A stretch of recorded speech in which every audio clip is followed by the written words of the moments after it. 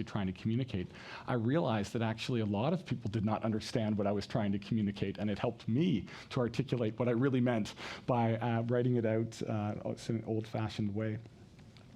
It's an exciting time to be talking about this. We'll be able to talk a little bit about the recent passage of Bill C-81, which is an act to ensure a barrier-free Canada, very exciting. At the school here, just as a commercial, you might want to check out busrides.ca, which is our digital platform for public servants, open to everyone. There, not only are we striving to have accessible content, of course, but there's also some episodes on accessibility corresponding with the Government of Canada's activities. The Canada School is also exploring virtual reality and its use for accessibility. We are launching a new accessibility spotlight series for functional specialists. We are producing short videos featuring lived experiences of people with disabilities to promote awareness. And we are developing a new learning solution for all public servants, sort of an accessibility 101 that public servants can take. And finally, we're designing and piloting a new hands-on learning offering on how to build better PowerPoint presentations and decks and how to do that in an accessible manner. So with that introduction, let me turn then to our key speaker, Neil Milliken. Neil is another Neil. Neil is the Global Head of Accessibility for Atos. His role is to deliver better technology for customers and employees, embedding inclusive practices into the processes of the organization, which has thousands of employees and an annual turnover of billions. Neil delivers strategy and services working with a wide range of clients, helping them to develop policies, processes, and technological solutions to meet the needs of their staff and customers. He is the Atos representative of the Business Disability Forum Technology Task Force and is a leader in the area of accessibility. I'm going to invite Neil to the podium so that he can give us a short presentation. Welcome, Neil.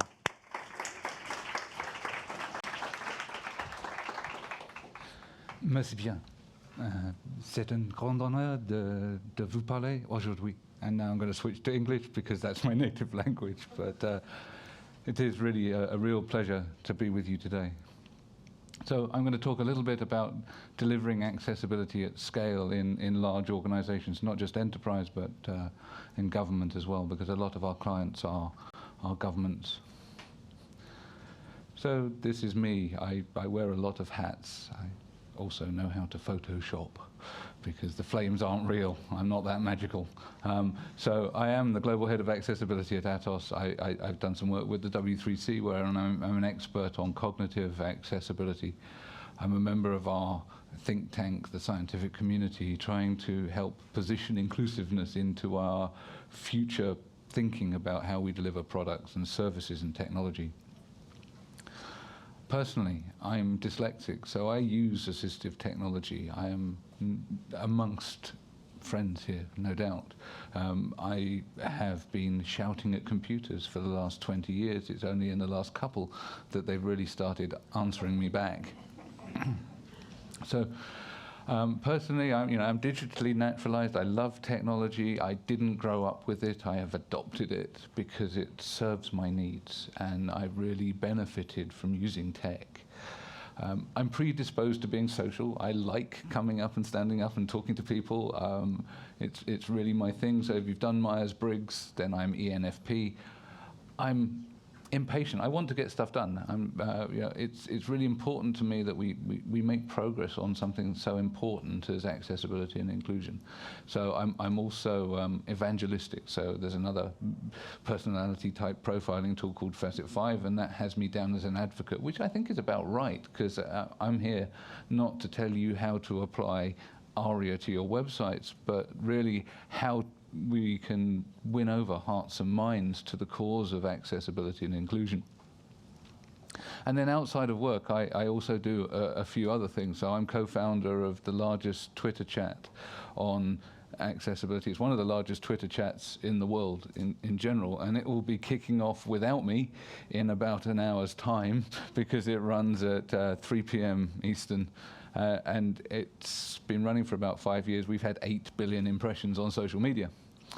I'm also a board member of the World Institute on on disability and chair of the diversity board for the UK Institute of Coding, because I believe it's important that we start injecting inclusivity into the way that we teach, which is another reason why I'm so keen to be with you here today, because it's really important that we get accessibility, inclusiveness into the pedagogy of how we are delivering professional education and indeed education in general.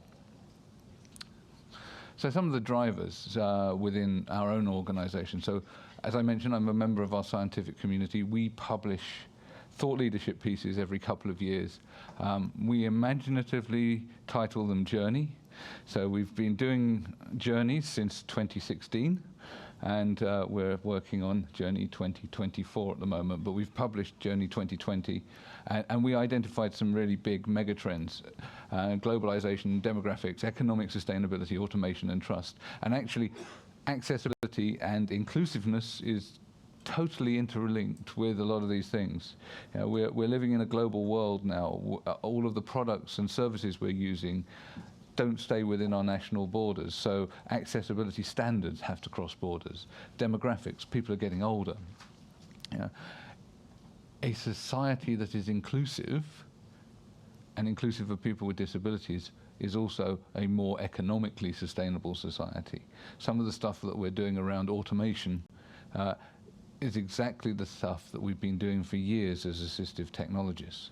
And then, of course, if you can use assistive technology, you're building trust. But there is also, on the flip side, the element of trust, that we need to be able to trust our technologies. We need to be able to trust our public service and the people delivering our public services through private companies also, to deal with our sensitive data appropriately. This is a really complex schematic, so I'm going to explain it a little bit. But essentially, we're looking at the different ways that humans are going to be interacting with machines and computers over the coming years. So traditionally, we've been swiping and typing and using a mouse and so on. Now assistive technology users interact differently. But what we're going to be seeing over the next 5 or 6 years is an increase in gesture technology, an increase in the use of haptics and all kinds of other sensory technologies that mean that we're going to be rethinking how we design user interfaces, rethinking how we deliver information and convey information to computers. And as part of this, we're going to have to think about the human at the center and human senses and how we deliver stuff. And that means that accessibility and human-centered design is going to become more and more important. I was talking about demographics before. This is probably my favorite GIF in the world ever, professionally. Obviously, there are cat GIFs. But what this really shows is the world median ages over a period of 100 years, from 1960 to 2060. And you can see the rapid increase of the median age of the population. And at 83 to 86% of people with disabilities weren't born with them, and they acquire them during their lifetime. And you tend to acquire more as you get older. I mean, I was born dyslexic, but I've acquired other things that could classify me as having a disability during my lifetime. I expect that as I age, I will acquire more. You know, my hearing will start to fade. My eyesight is getting worse already. So as the world population ages, my customer group is going to get bigger. So I'm not going to be out of a job anytime soon. Yay for me. But it also means that this is a macroeconomic issue that governments and large organizations need to address. And therefore, it's not only an issue for policymakers, but it's also an issue for organizations that are looking to deliver products and services in the future. We need to include people with disabilities. I also want to think about the technological world that we're living in now, because if we take to paraphrase the World Health Organization's definition of disability as a mismatch between a person and their environment that is creating a barrier to their full participation. Actually, we could say that some of the technologies we're deploying right now are actually disabling people. We have the power to enable through technology, but we also have the power to disable and exclude. So if we think about some of the stuff that is happening to people right now, if someone says to you, I've sent you a message, where do you go to? Can I have a show of hands for text message? WhatsApp? Facebook? What's Skype? Skype for business? It's fragmented. I have 6 or 7 different communication tools on my computer, all running at once. So when someone says to me, I've sent you a message, I go on what platform? So we've got all of these new interfaces coming. We've got all of these different silos for information, all of these things pinging us, pulling us to do stuff. All of that is, and the requirement to learn all of the time. And I have a specific learning difficulty, which means that I find interfaces difficult to remember. So I'm constantly relearning how to use computers and software and interfaces. And all of this stuff is creating a pressure. And those pressures can create barriers to people to being successful.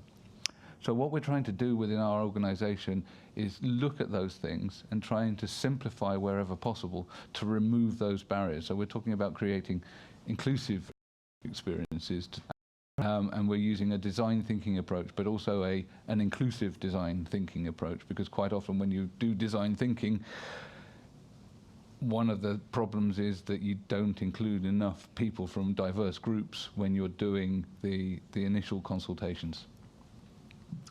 So doing this stuff, we're also taking some of the core principles behind the web content accessibility guidelines, so things like perceivable, operable, understandable, and robust, and the key things from usability. So things need to be effective, satisfying, efficient, and supportive, because those are the characteristics of any product or service that make it possible for you to use it.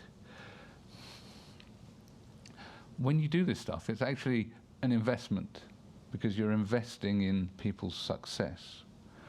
A lot of the time, if people are asking you, how much is it going to cost me to implement accessibility? Oh, it's too much, we haven't planned for it, I don't think I can do this right now. Well, actually, if you plan for it, it's about 1% to 2% of the total project cost, which is well within contingency. And we've found that if you don't do it and you have to retrofit it, it can cost anything up to 110% of the entire cost of the project. So it's an investment in that sense, but it's also an investment in terms of success. So if you are, for example, creating a shopping site, you're enabling more people to buy products.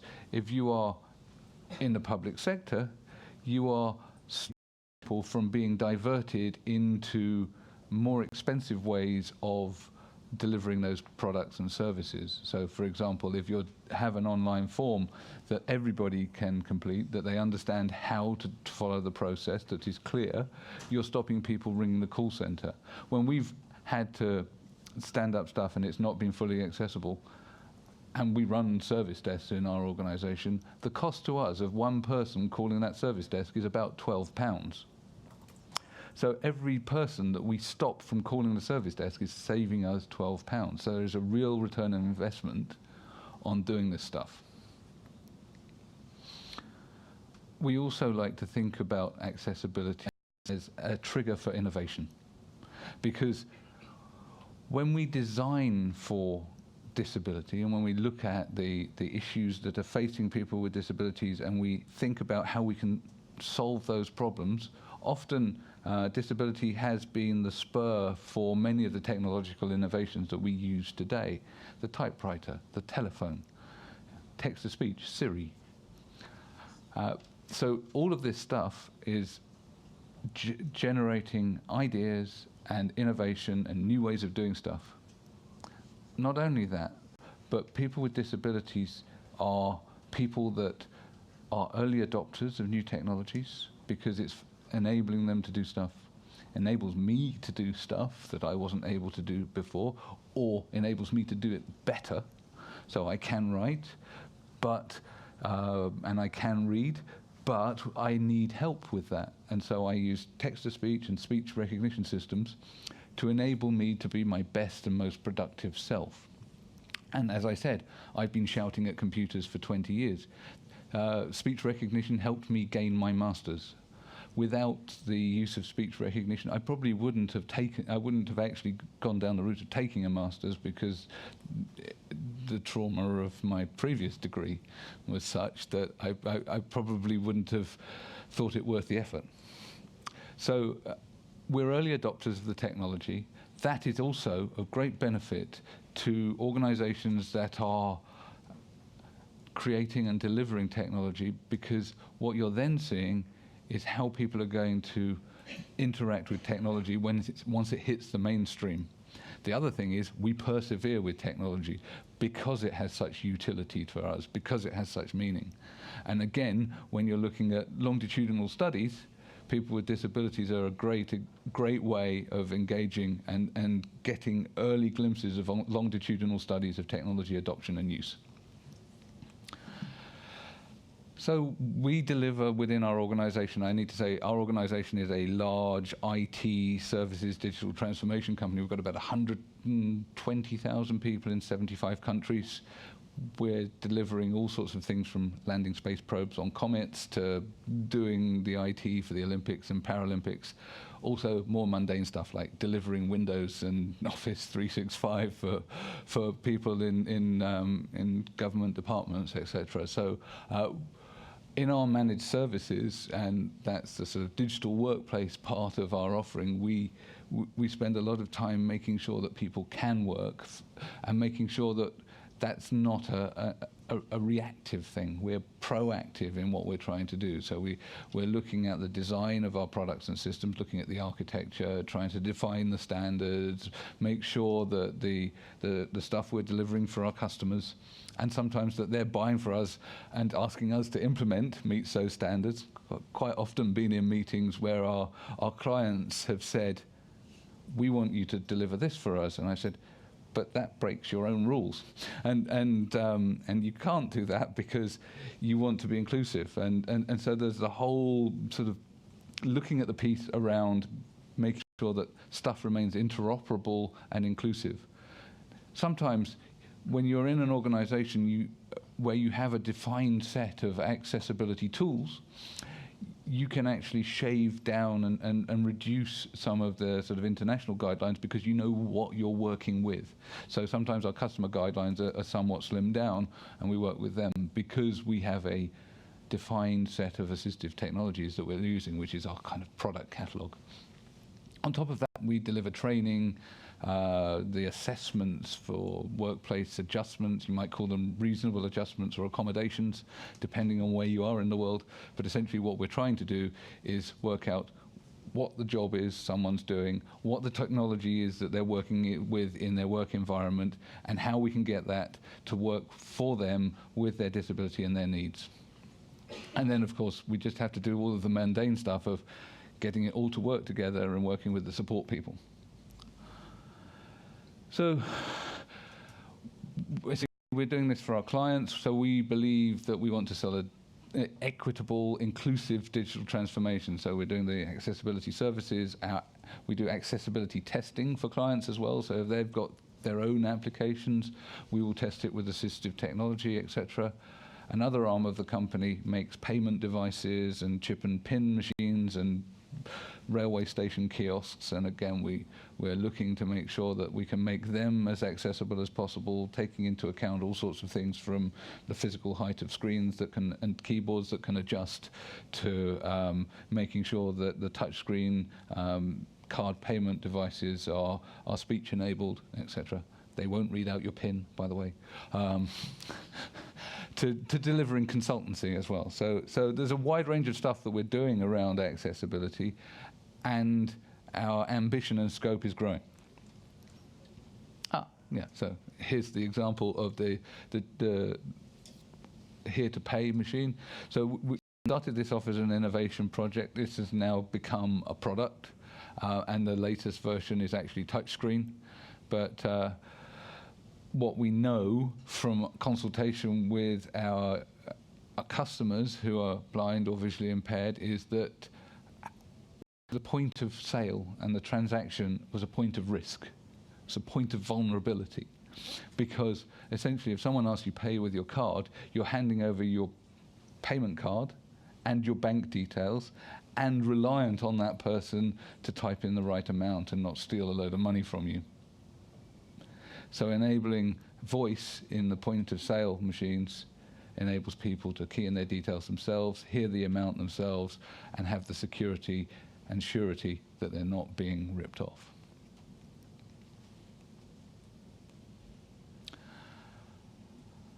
I think that when people think of accessibility, they think it's just a technical thing. Actually, from my point of view, it's an organizational-wide transformation, because we need to think about hearts and minds. When I work with our customers, I spend a lot of time talking. You may be sick of me by the end of this. But essentially, it's about talking and listening and understanding how the organization works, how it ticks, what the needs are of their user base, their staff with disabilities, their customers with disabilities, if they know it. They may not, in which case we'll help them go on that discovery journey. And also, it is definitely a leadership issue, and it's not one that just sits within the CIO function of the organization. What we're trying to do here is bring together the various different bits of the organization, because actually quite often the CIO function, which is where the blame gets attached when something isn't accessible, is not necessarily the part of the organization that has commissioned that piece of software or commissioned that service. There are other parts of the organization that are making those spending decisions, that are making those technology decisions. So we bring people together to try and do that, and then work out what it is they need from us. And we do this through looking at maturity assessments. And this is a very much condensed version of the accessibility maturity model that's PowerPoint friendly. The idea is that you go from informal to defined, through repeatable to managed and optimized, and that as you increase your processes and your maturity, you're having a positive social impact, you're increasing your organizational effectiveness in the ways that I talked about before, by enabling people to do their jobs, complete transactions, etc., and also increasing employee satisfaction, because that's a key part of it. You're also reducing the risk of disability discrimination, which is something, it's a real something, and it's particularly something that management are concerned about, and especially if you're south of the border here. Because in North America, there's 30,000 disability discrimination cases last year alone. From our point of view as a company, it's also part of our positioning. We recently actually asked our shareholders to vote on our purpose as a company. I think there is a sea change going on within industry at the moment, where organizations are realizing that delivering shareholder value isn't enough. We have to deliver stakeholder value, and society is a stakeholder. So accessibility is part of delivering that stakeholder value. What we're doing is also high profile. We've won awards for this, and it's had a positive impact on our corporate social responsibility.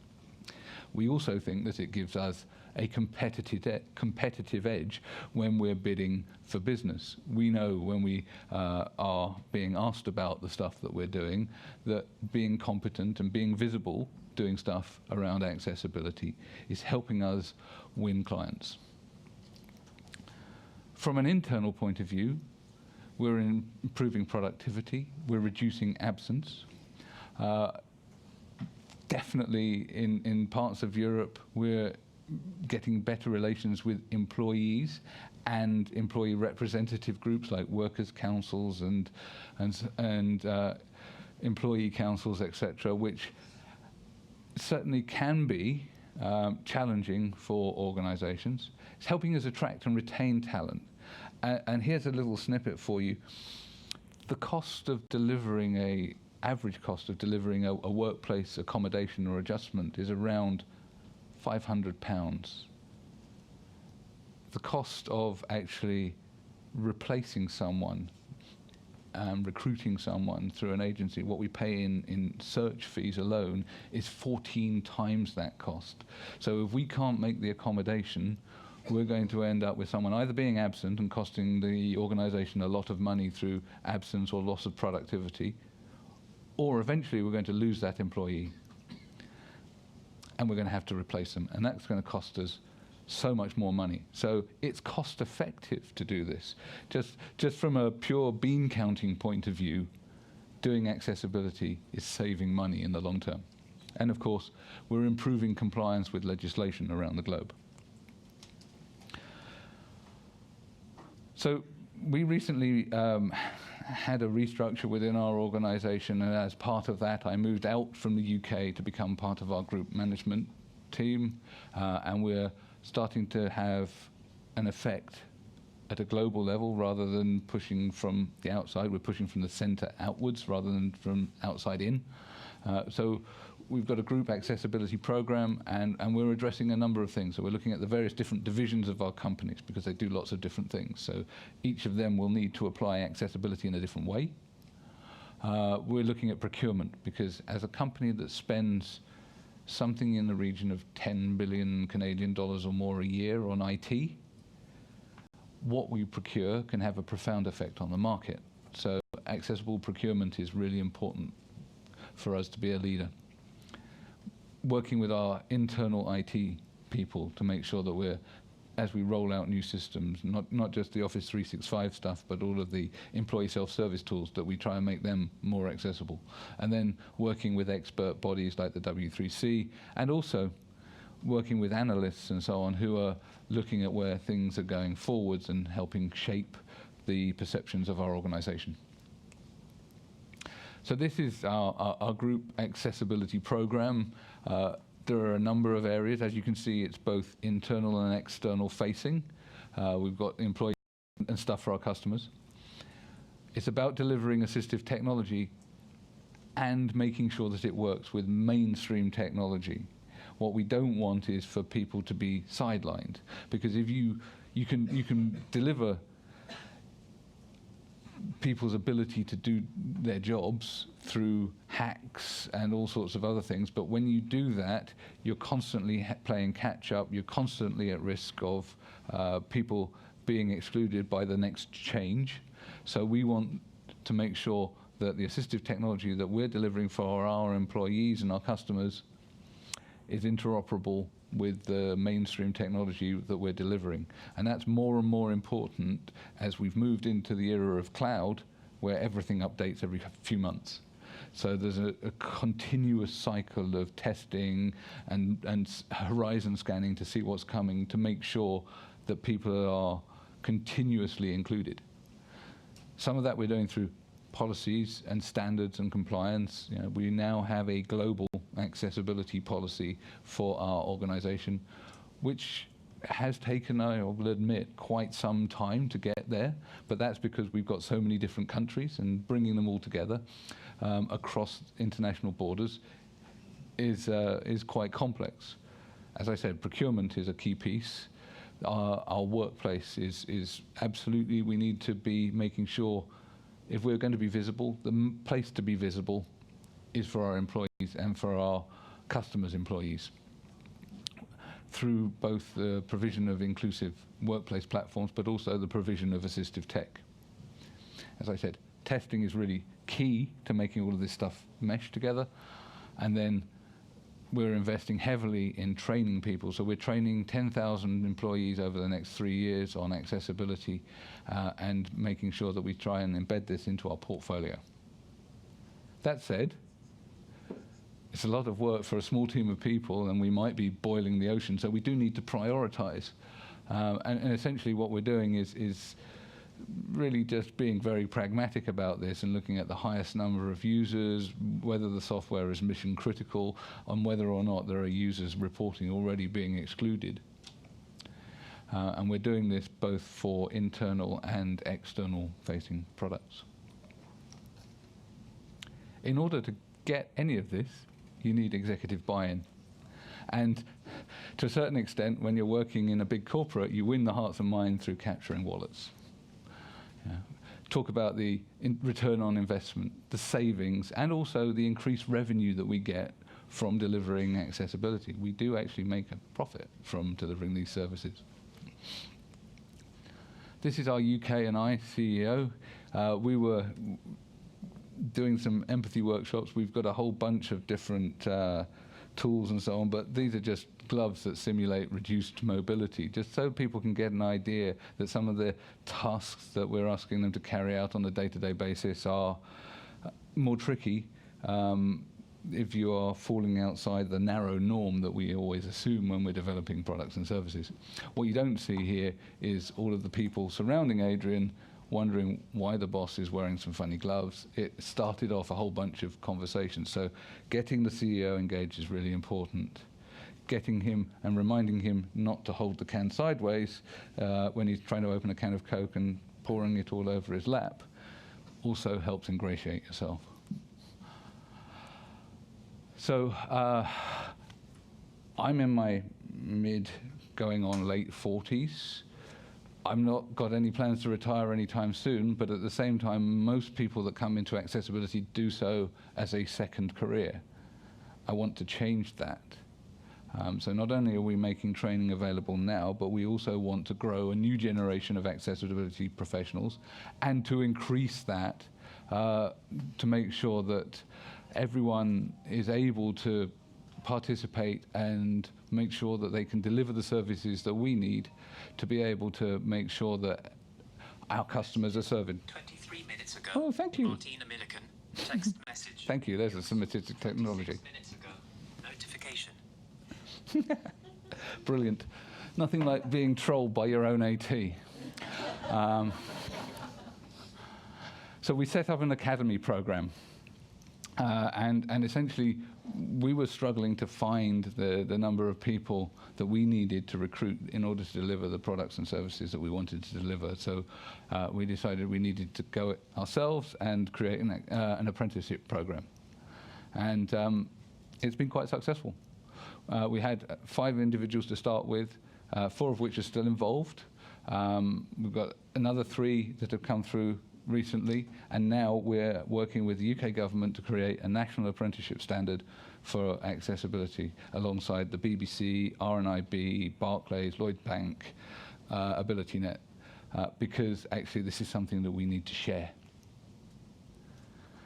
Some of it's on-the-job learning, some of it is based at university. We teach them the basics of assistive technology, the basics of scripting, the basics of web accessibility, and how to create websites and digital products. We also teach them about project management, testing methodologies, and also how to deal with senior management, because actually a lot of the time they have to deal with people a lot older and more experienced than they are. Our apprentices have travelled all around the country, delivering technical support, consultancy, etc., and even have been involved in the creation of new accessibility standards. So we're pretty pleased with this. We think that this is a way to go. Would like to see it in other countries as well. One of the advantages that we do have in the UK is that there is a levy that large organisations pay, which we then get pushed back into funding apprenticeships. So, as you can see, the course is quite detailed, and if anyone wants to come and talk to me afterwards about how you might want to get involved on an international level, I'd be very interested, because I would like to facilitate this on a global scale. Finally, we have to look externally. We collaborate with other companies, other organizations, because accessibility is bigger than one company, it's bigger than one individual. This is something that really we need to bring people together on. So we're part of the Business Disability Forum, International Labour Organization, the Institute of Coding, World Institute on Disability. We recently signed up to something called the Valuable 500. This is an attempt, and it was started at Davos, which is in Switzerland. It's where the World Economic Forum have their annual meeting, to get some of the largest companies in the world to put disability on their board agenda, because once it's on your board agenda, then stuff starts to happen. So I persuaded our global chairman and CEO to sign us up. We were the first CAC 40 company to do it. And as a result of that, we're seeing people get energized. Certainly recommend you checking out the Valuable 500. There is a video there called Diverse-ish. It's just won a Cannes Lion Award. It's 3 minutes of pure joy or pure squirming, depending on which way you look at it, because it's really highlighting how people forget disability when they're talking about diversity. And really just, we are out communicating. Part of my job is to go and speak to people. You know, I'm here to proselytize, to engage people, and to talk about what we're doing, and to encourage people to tell me what you're doing, so that I can understand how we can work better together, not just as a company, but as a community of people that want to make a difference. So some of that we're doing through blogging and podcasts. I do the public speaking stuff, of course, and the stuff on social media via Access Chat, which is going on in a little while now. Very simple concept, 30-minute video, and we talk. It's not very structured, a bit like me. That might be my dyslexia. And followed by a much more structured Q&A. And we've had pretty much everyone on over the years. This is Vice President Michetti of Argentina. We've had Stephen Fry, the comedian. We've had people that have invented technology, like Jim Fruchterman of Benetech. The way that we do this is that we write our questions in such a way that anyone can answer them. So we do the interview, and then we enable people to participate in the discussion, and that's been very rich. And we've had, as I said, 8 billion impressions in the last 5 years. Oh, and there's Jim and Stephen Fry. So I kind of preempted myself. So I think that's it from me. So thank you for listening. Thank you for putting up with me and my assistive tech. And I'm open to questions if that's appropriate now or later on. We'll move to the Okay, we'll do it on the panel. now. Yeah, thank you, Neil.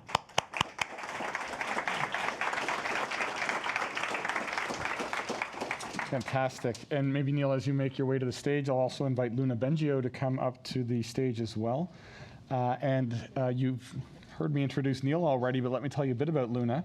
She is the Principal Advisor to the Deputy Minister of Public Service Accessibility at the Treasury Board of Canada Secretariat.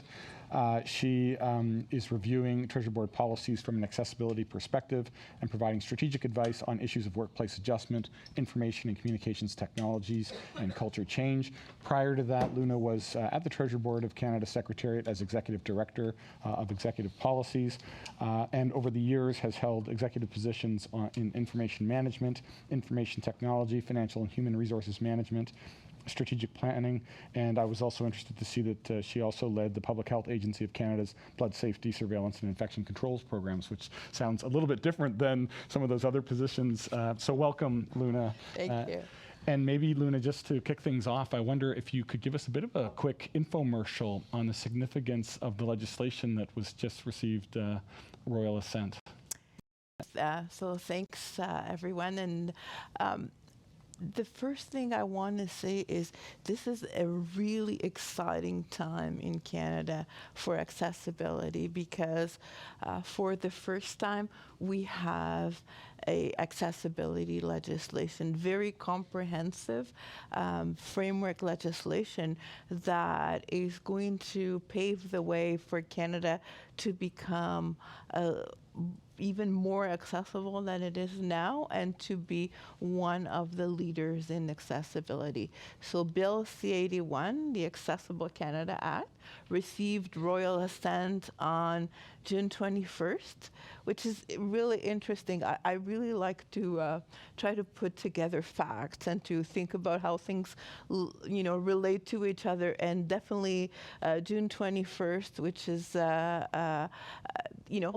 Justice, which is Indigenous Day in Canada, and which really, is really significant in terms of bringing in legislation such as the Accessible Canada Act. The Accessible Canada Act will apply to all federally, or applies now, to all federally regulated entities. So we're talking not just the federal public service and crown corporations, but we're also talking about the banking and telecommunications industries, and definitely transportation, interprovincial transportation. So a very large number of employers and service providers and companies across Canada will be subject or are subject to, I still say will, it's so new, It's so new. and to the Accessible Canada Act. One of the key principles that really underlies the legislation is nothing without us, nothing about us without us. So really ensuring that persons with disabilities have an opportunity to be part of decision making, to have input into all aspects of life and society, so that they have a voice and we are able to influence decisions as they are being made. And it was interesting to listen to what Neil and the numbers and the stats that Neil was quoting about how much it costs to when accessibility becomes an afterthought versus what it means when you do it from the beginning. And so what the legislation provides is that framework, is that way of ensuring that people with disabilities can play their rightful role in society and can participate at all levels. Fantastic. And as we move from celebration to implementation, I guess we have a lot of work ahead of us. As I said, if the Slido questions were upvoted, we would go right to them. We have two that have met that threshold, and they're both on the theme of digital accessibility. So if we think about in a digital era, what does accessibility mean? So I'll just read the two questions, and then I'll turn to each of you and see what thoughts you might have on it. The first question is, not all areas of Canada have high bandwidth capabilities. Does digital accessibility address low bandwidth regions or territories? And secondly, sort of along a similar vein, but a bit different, while there are many different services available, like Google Docs, et cetera, not all of these are available in all departments. How do we ensure that all departments get access to the services that are available? So in both questions are sort of about what about the availability of different digital technologies to different subpopulations. So Neil, do you want to start and then? Okay, sure. So I'm going to address the first one first, because some of the others I think is more related to your internal structure and organization. But even in a country as small as the UK, we have areas where there's not good connectivity. And actually, I think it's a really key thing as we move to cloud that we don't forget that. Cloud has a certain amount of fragility, and if you're using assistive technology, you need that technology to be robust. That's one of the core principles of web accessibility, is the robustness. So I think it's interesting. I think that what we're starting to see now is movement back to on-device capabilities for assistive tech, augmented by cloud. So we saw over the last few years loads and loads of apps being powered by services in the cloud. What you've now got with things like smartphones is actually they're very powerful computers, and for example, Google have recently announced on the Pixel 3 that they're going to put captioning across the device, and they're not doing that in the cloud. They're doing that on device using a pared down AI algorithm. Again, with speech recognition, I need to use speech recognition.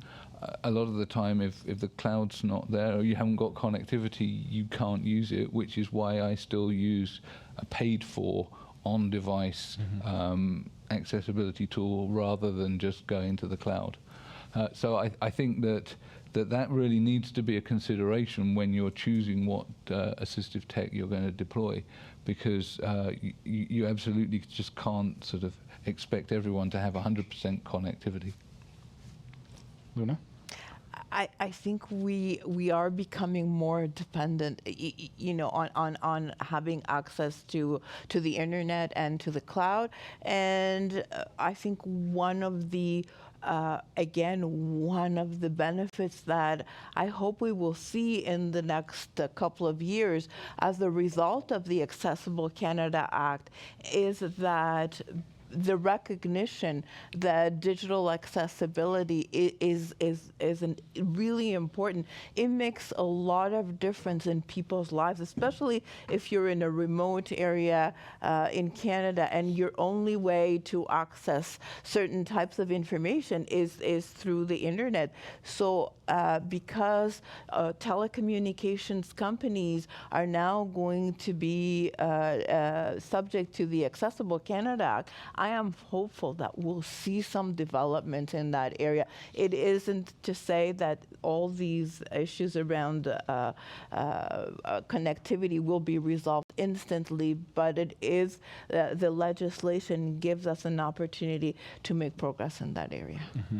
And is it safe to say that you're both techno-optimists? I mean, do you think digital is a force for progress and good on balance, or are you worried that it is actually on balance going to create more inaccessibilities? I think that technology is agnostic. It's how people implement it that determines whether or not it's for good or for bad. So we need to, as policymakers and people in the driving seat delivering technology, really be mindful about the whole sort of concept of nothing about us without us. We absolutely need to keep that front and center in all of our decision making when we're looking at implementing new technologies. Mm-hmm. I would add, as a person with lived experience, and real accessibility needs, technology has been both an enabler and a disabler. And as Neil was indicating early on, it makes it possible for me to ask the voice assistant, can you set a timer, or what time is it, so easily now. I don't have to fiddle with anything. And so that's an enabler. It enables me to have guidance as I walk on the street using an app on a phone, which, you couldn't have imagined that, and you'd have to ask somebody, can you tell me what the next cross street is, because I can't read the sign, right? And so that has been definitely an enabler. But there are two sides to accessibility, and as WHO indicates it really well, accessibility is about an interaction between the person and their environment. I can have all the assistive technology in the world if the system or or what I'm interacting with has been designed to create with barriers, it's not going to help me. So that's really important to think about as well. Mm-hmm. Thank you. So once again, let me see. There's a couple of questions here that have risen to the top. So let me start with the first one. So how will the Government of Canada ensure that all its IT teams across the public service, some using Shared Services Canada, some using their own, have the same level of tech accessibility competence? So maybe, Neil, starting with you, you mentioned the academy and the apprenticeship. Maybe, okay. Maybe you could, and then Luna. Yeah, so if I just change the question to how may, then I feel more qualified to answer that. I do think that training needs to happen across all levels. There needs to be basic awareness, and then there needs to be the awareness of how assistive tech operates with IT, because a lot of people don't understand how assistive tech works, and simple things like certainly other parts of what we're trying to deliver in IT, such as security, may cause inadvertent inaccessibility. A great example is that a screen reader actually acts in a very similar way to malware. So it's scraping the screen and keylogging to understand what you're trying to do on your computer. So about 5 or 6 years ago, one large antivirus vendor released an update which disabled and actually quarantined JAWS, which is a very common screen reader, globally. Yeah. So this was all of our clients, large banking organizations, large government organizations, all around the world. Suddenly JAWS was quarantined, no one could use it. And that's because they were using heuristics, and they determined that the kind of behavior that it was exhibiting was malicious. So there needs to be some thought going into how these technologies work. There needs to be the basic awareness. Then there needs to be teaching about how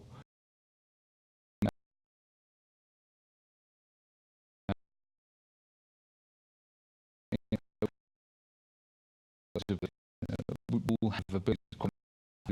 We're a great source of innovation, and I love hanging our way around the things that aren't. So that we need to treat about the deficit model. Then it's also a question continually because technology now is incredibly rapid, used all the time.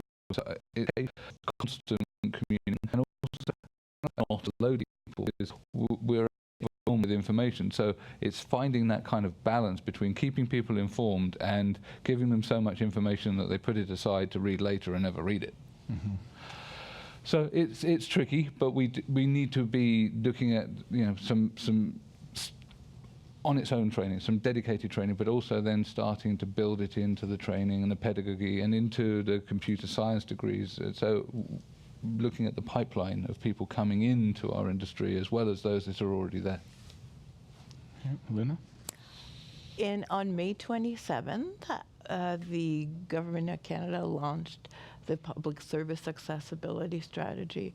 The Public Service Accessibility Strategy is basically the roadmap that the Government of Canada will follow to implement the Accessible Canada Act and to not just meet but exceed the requirements under the Act within the federal public service.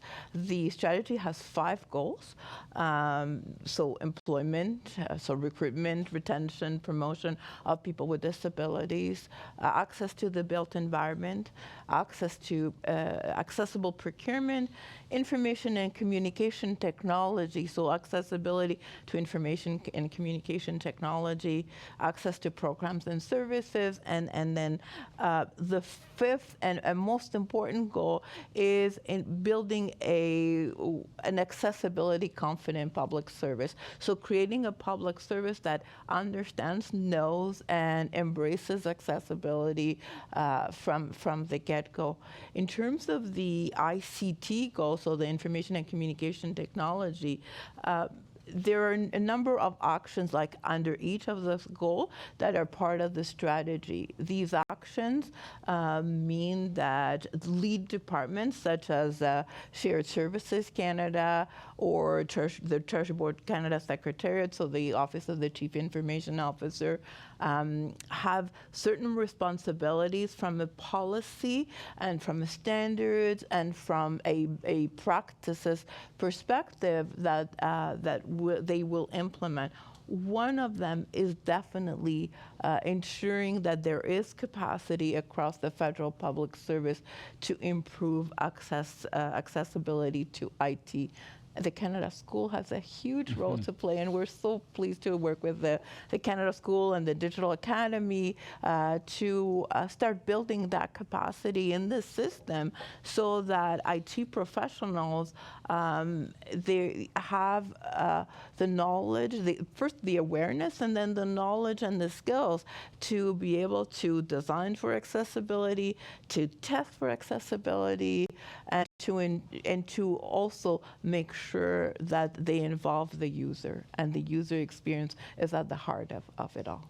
Mm-hmm. And for the Canada School, I should just add that in addition to being central to the Digital Academy, the Canada School also has a respectful and inclusive workplace business line. And in this new business line, I mentioned it briefly at the beginning, but we are launching a new accessibility spotlight series that actually looks at functional areas. And that includes procurement, the built environment, communications, service, employment, but also IT. So for those in the IT profession, we will certainly be trying to bring more content and more support to the IT community from the Canada School. So let me look then at the next question. I mean, I have to moderate this discussion at all. This is fantastic. The next question is, when creating written content for pages on canada.ca, and I suppose this would apply for any website, but for the canada.ca website, what are some things or tips and tricks that we should keep in mind to ensure the written content is accessible? And maybe, Luna, we could start with you, and if you have any advice to give folks that are working on web content in terms of its accessibility. I'll definitely defer to Neil in a minute or two because of his involvement with W3C and definitely, but there are web content accessibility guidelines that are really clear and that look at how you need to build websites and web pages that are accessible. Web Content Accessibility Guidelines 2.1 is the most recent of those guidelines.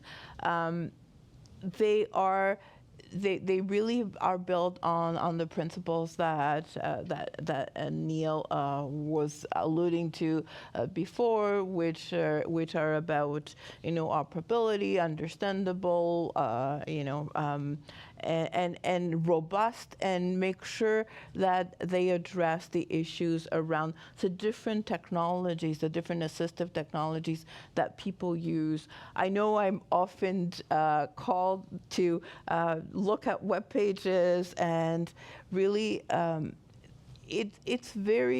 are some very basic things that one needs to keep in mind. Think about ease of navigation. Think about usability. Think about the ability to navigate using a keyboard, because a lot of the assistive devices or assistive technology are keyboard navigation based. But definitely there are guidelines.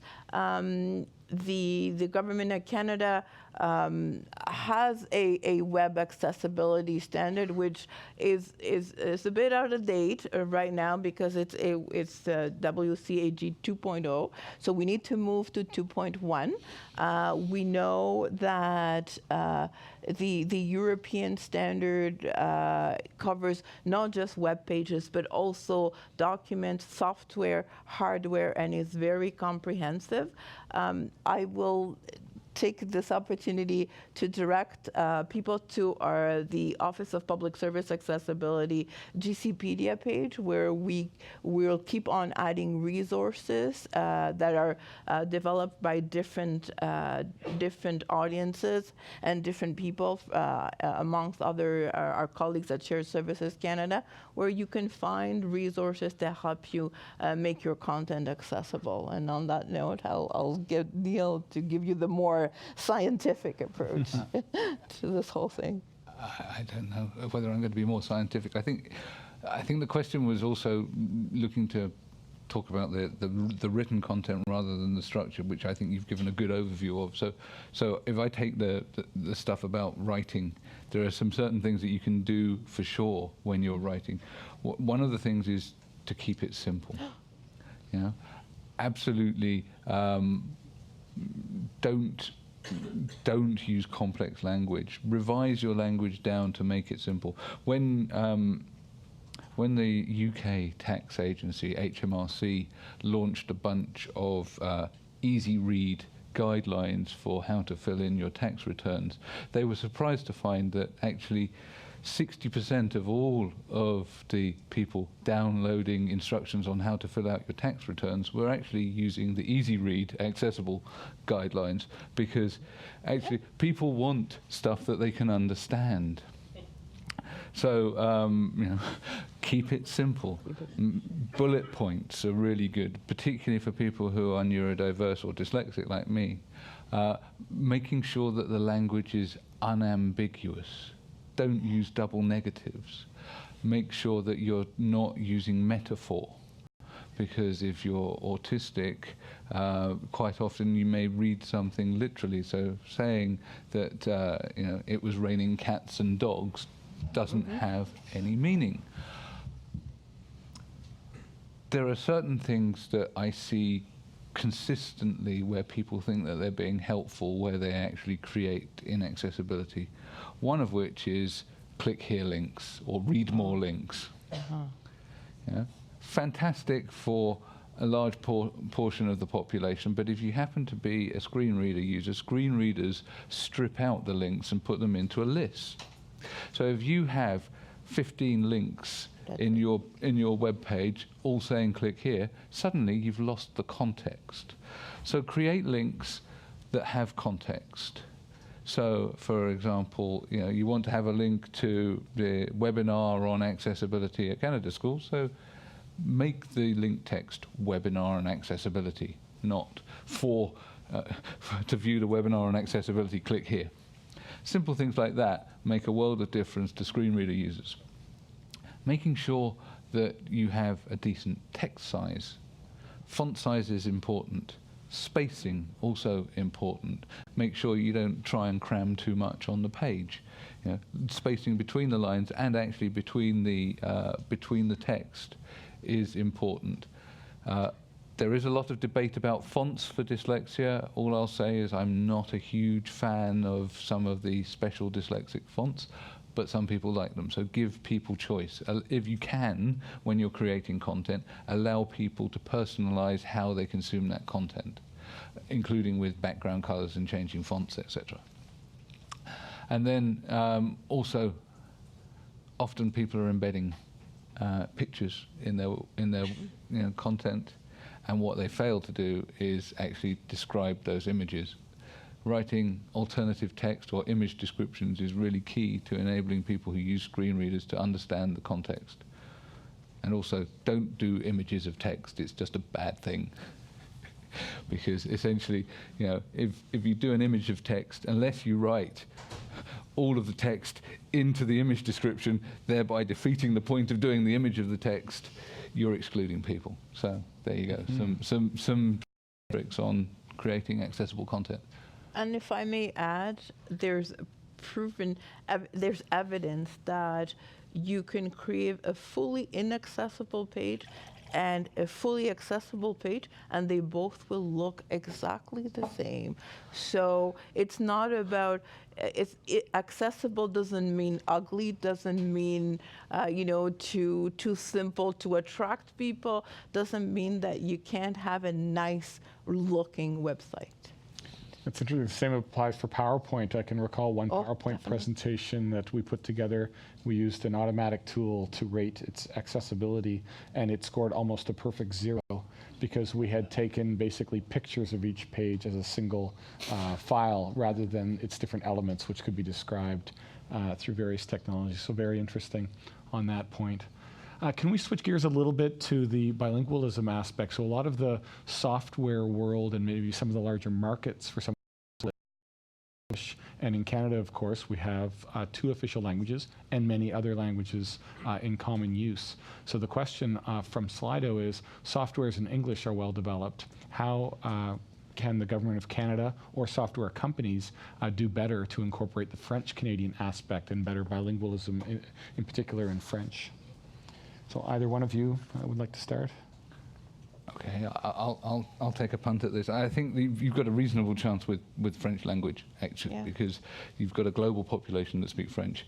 It may not be quite with the French-Canadian accent, but there is a large global population of francophones.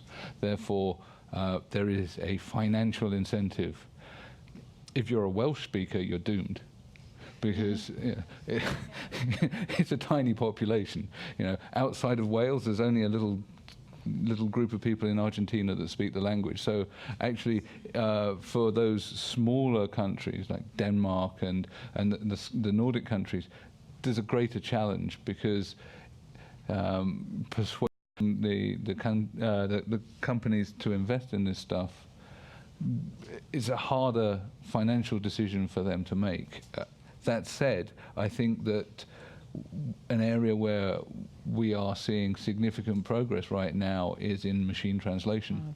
Absolutely. So artificial intelligence is making great strides in accuracy in translation, and deep learning techniques have really improved your experience of using things like Google Translate or Microsoft Translator over recent years. So it is becoming much more likely that you'll be able to translate the interfaces into different languages much more quickly so that you're not lagging behind. We see this in our own organization where we're supporting something like 100 different languages, that we do focus on our business language and French as two of the key languages to support, and other languages do take longer. Luna? I've seen some fantastic things happen over the last few months. A demo by Microsoft, for example, of how they can instantly translate what somebody is speaking in another language into English or French instantaneously, and even make it accessible because it can be on your smartphone with your assistive technology. So I'm not a techie, but I'm definitely a very confident in the power of technology, well used to make things like languages, and accessibility really work together. Fantastic. Now, if I asked each of you to give a shout out to two organizations that you think are doing very well in the area of accessibility, can each of you think of, one or two examples of exemplars for positive accessibility? Luna, maybe if you have a Government of Canada example, for example, or Neil, an international one. Okay. So do a lot of work with the BBC, British Broadcasting Corporation. Ironically, even though they do amazing work on accessibility, they are not governed by the Equality Act in the UK because they're governed by broadcast legislation, but they decided, because they're public sector, to go above and beyond. So they do really great work. They produce very accessible content. They're teaching the next generation of accessibility people. And then I would actually give a shout out to Microsoft and Apple for the work that they've been doing on embedding assistive technology into their product sets, because I think that both of those organizations have been doing a really good job over the last few years. I think Google are starting to step up, but Microsoft and Apple have really set the bar quite high over the last couple of years. Luna? Well, definitely, I would echo the shout out to Microsoft and Apple. They have really opened amazing doors. Definitely Apple by creating its own built-in. They were the very pioneers in creating their own sort of assistive technology out of the box into something like the iPhone. I think it's made such a difference. In terms of the Government of Canada, I want to really talk about workplace what we typically call workplace accommodation or workplace adjustment, and give two great examples, the work that our colleagues at Health Canada are doing in terms of taking a very holistic approach to supporting employees and managers by removing some of the stressors and the barriers that typically happen in terms of securing accommodations for employees. So the Centre for Wellness Services at Health Canada and their case management approach is a really good example. Our colleagues at Shared Services Canada, who are looking not just in terms of their accessibility, accommodation, and adaptive computer technology program, of which I am such a, I've benefited so much, and so many others, but also they're looking at accessible procurement, procuring accessible IT, and really a lot of really good work in that area. But there are lots of other examples, that we could think about. We could think about what is being done with the parliamentary precinct and making sure that all the renovations to parliamentary buildings are really done with designed with accessibility in mind, and those are just some examples. Mm-hmm. Fantastic. I mean, building off that, Luna, with the new act in place, for you, what would success look like for the new act, and in particular in the domain of digital, if you were to define success for accessibility?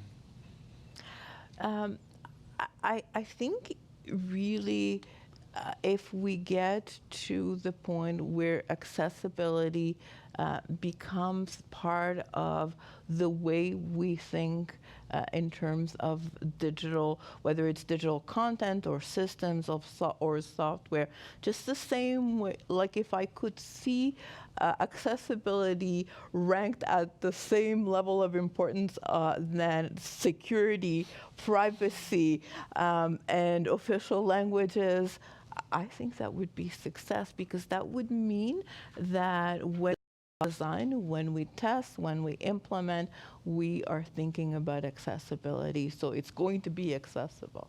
Brilliant. Neil, for you, you mentioned the organizational versus the technological. What would success look like for you if you were to look at Canada, or for any country for that matter, but in the domain of digital accessibility? What does success look like for you? I think a key success would be to reduce the disability employment gap. I think your disability employment gap is around 31% in Canada at the moment. And to explain that, if you don't know what the disability employment gap is, this is the difference between the percentage of the population of people that don't have a disability who are in employment and the population of people that are reporting as having a disability.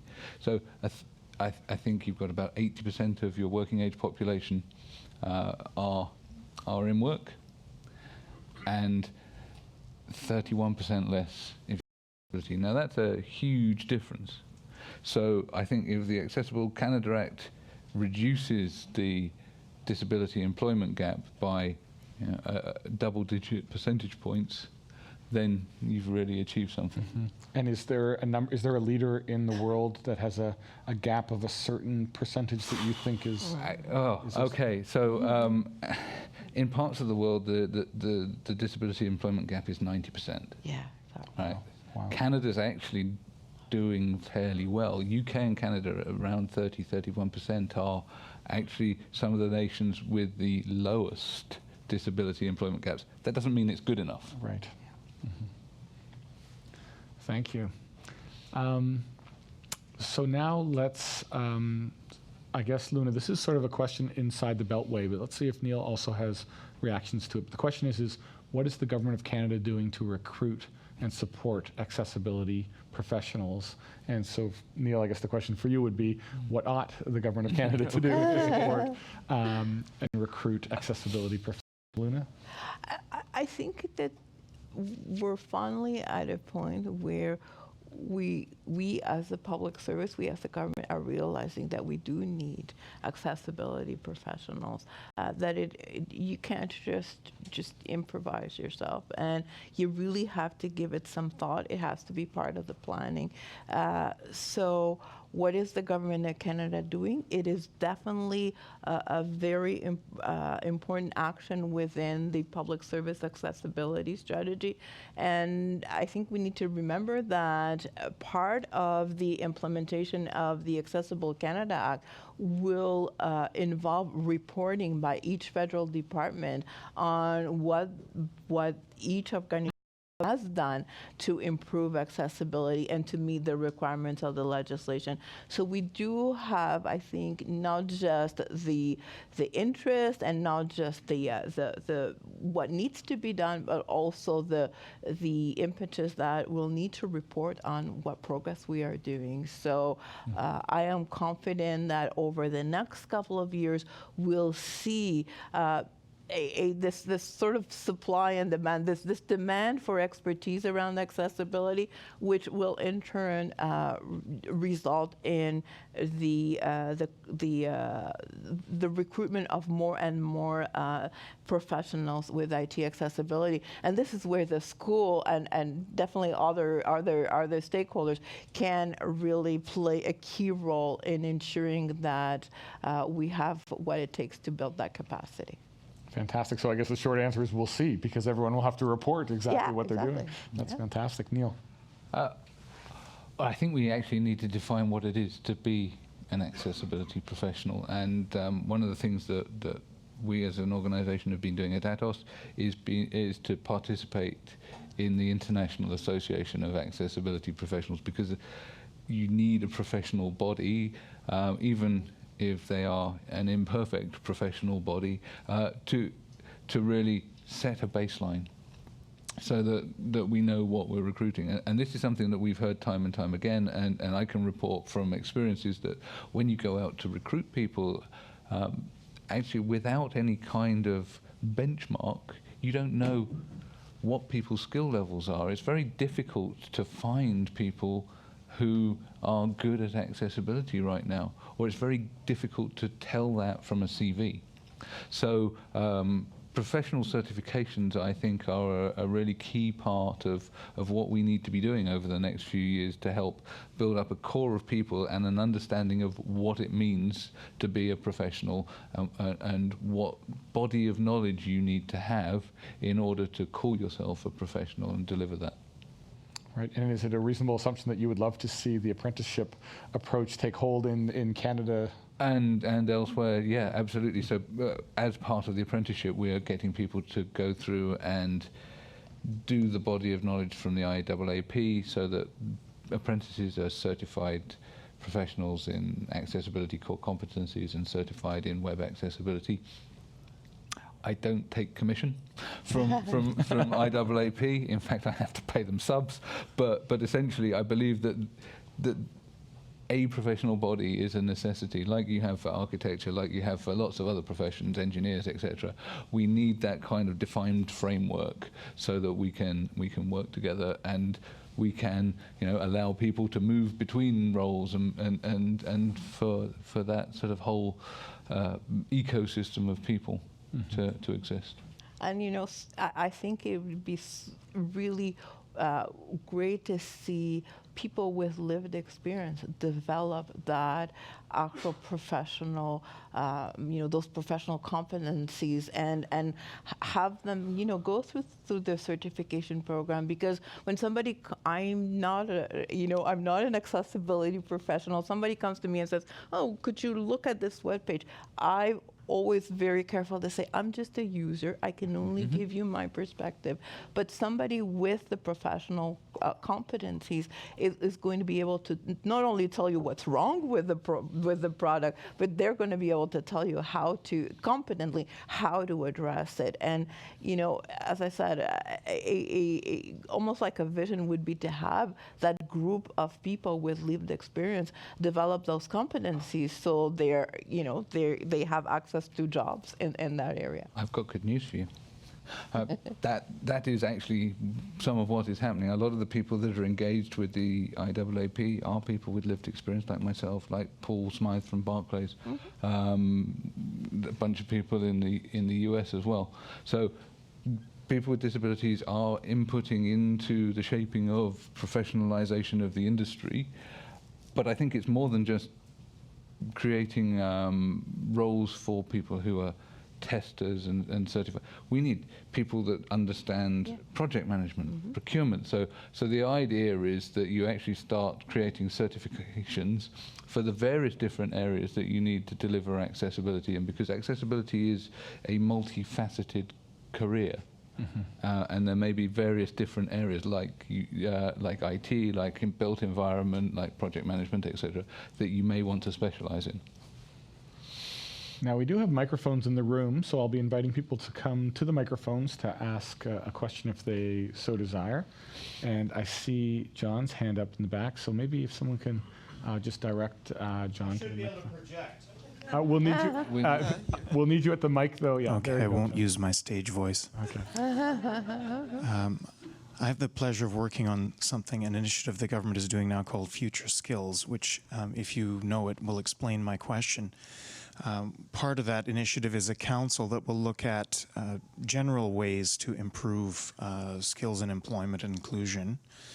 And it seems to me that the Accessible Canada Act is very much a positive step along those lines. So I won't ask if there's anything else we should do at a macro level, but can I ask at a micro level, is there something that should be experimented on, some disruptive technology or some approach where we don't know the answers yet, that could be the subject of a trial or an experiment with measurable outcomes? Great question. Who'd like to take that first? Neil? Ooh, okay. I think maybe one around adaptive user interfaces. So there are a number of things where different disability groups have markedly different user needs, and how you want to present that information to those individuals will differ tremendously as part of that. So there has been an effort through an initiative, GPII, which is a global public inclusive infrastructure, to try and find ways of matching people's needs and preferences to the capabilities of technology. But this is being cloud-based, and it requires someone to sort of input their information in advance. I think it would be interesting, as technology is advancing so fast, to work out whether or not we could capture user preferences and how people are interacting with technology, and whether or not they're getting frustrated. You know, we've got things like camera technology now where you can read emotions and stuff like that. So you'll be able to actually fine-tune people's user experiences based upon their previous experiences, so you can present stuff in a certain way and have self-learning systems. I challenge you to that. Interesting. Luna? Pretty scary, though. Yes. You know, some technology that's going to read how frustrated I am with it and prevent me from throwing it against the wall. It's self-preservation. Yeah. Definitely. But I think there are great opportunities to look at the non-traditional aspects of, you know, interaction between technology and disability. I'm thinking about, you know, what we know about people with different types of disabilities. We've seen a lot, you know, none of it is all perfect, but we see a lot of technological progress in terms of people with mobility disabilities, people with hearing or vision disabilities. Do we, you know, what can we do to really improve the experience for people with other types of disabilities? What can we do to make it easier for people who have temporary disabilities, like somebody who gets injured and all of a sudden, rather than having to procure a lot of complex technology, could have access to something that would make it easier for them, and then when they don't need it anymore, they don't use it anymore. How can we help people? You know, we were talking, you were saying, Neil, at the beginning, 38% of the senior population has disabilities, and yet they are perhaps not as adept with technology as some of our kids that are born with an iPhone in their hands, right? So how can we make accessibility to technology easier for those kinds of people? So the adaptation process of adopting technology is something that would be interesting to see. And I like the link that you've both made to the fact that the way that technology is adapting and we're using voice recognition and gestures and these other areas, that there's a link between exploring technologies for different subpopulations and innovation straight up as we're exploring new kinds of human-computer interfaces. So that's also, I think, bodes well for the kind of experimentation mandate. Are there other questions in the floor? Yeah, please. It's really funny how you mentioned that it'd be scary if technology could read your emotions and figure that out, because there's actually predictions that they'll be able to read your biochemical makeup technology, and then it'll be able to know whether you're happy before you know it, et cetera, et cetera. So it's coming. It's really scary. But on that, I have more of a personal question. It has to do with privacy. So are you guys at all concerned at how much technology knows about you, and are you at all concerned that that information, like in exchange for the technology to help you, now these companies know all this information about you, they might maybe use it to send you manipulative marketing materials or anything along that line? Definitely. I think it's all about what your level of tolerance to risk, and basically to me it's a balancing act. So what am I prepared to compromise in order to do what I need to do? So it's no different than when I ask somebody on the street, can you please tell me where the entrance to the 90 Elgin building where Treasury Board is? You know, they know where I'm going to follow them. To some extent, I am dependent on that person, you know's goodwill to lead me in the right direction, right?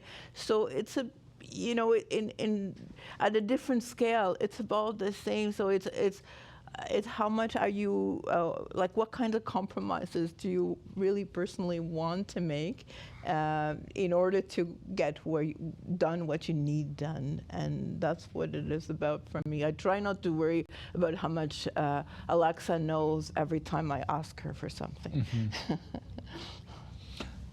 I think it is, like Luna says, about risk and reward. So we're prepared to give up quite a lot of ourselves in order to be rewarded. I tend to turn off.